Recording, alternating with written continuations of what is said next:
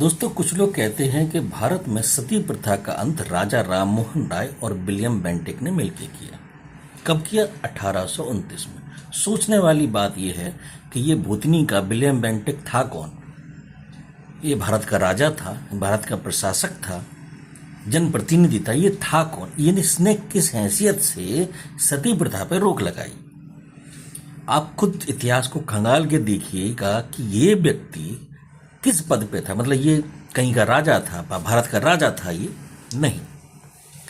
ये east India company जो चलती है, जैसे आजकल कंपनी में जीएम होते हैं, मैनेजर होते हैं, प्रोडक्शन मैनेजर होते हैं, उसी तरह से 1829 में ये ईस्ट इंडिया कंपनी का संचालन करने के लिए बंगाल एरिया का जो उन्होंने अपनी कंपनी के रूल्स बनाए थे उसके हिसाब से ये गवर्नर टाइप था, जो कंपनी को गवर्न करता था। कंपनी को गवर्न करता था, ना कि बंगाल को गवर्न करता था।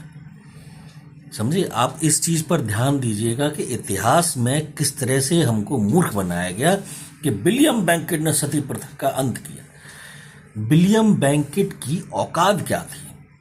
आप थोड़ा सा गहराई से सोचिएगा, इसने किस हैसियत से सती प्रथा पर रोक लगाई।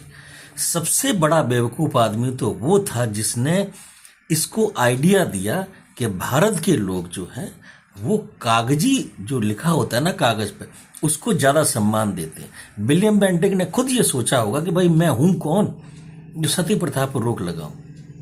लेकिन जब उसने देखा कि उसके एक ऑर्डर को राम मोहन राय ने बड़े प्रचार प्रसार के साथ फैला दिया और वाकई में लोग डर गए, तब उसको समझ में आया कि भारत पर राज करना तो बहुत आसान है।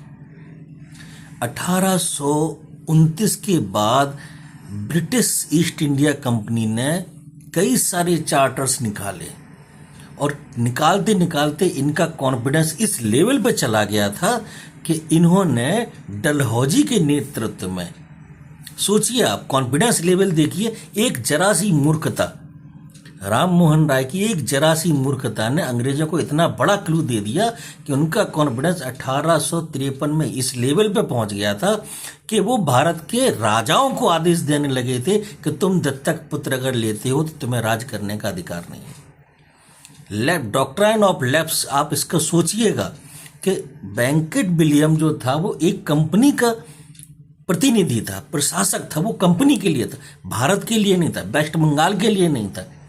लेकिन इस मूर्ख व्यक्ति ने इसको ये आइडिया दे दिया।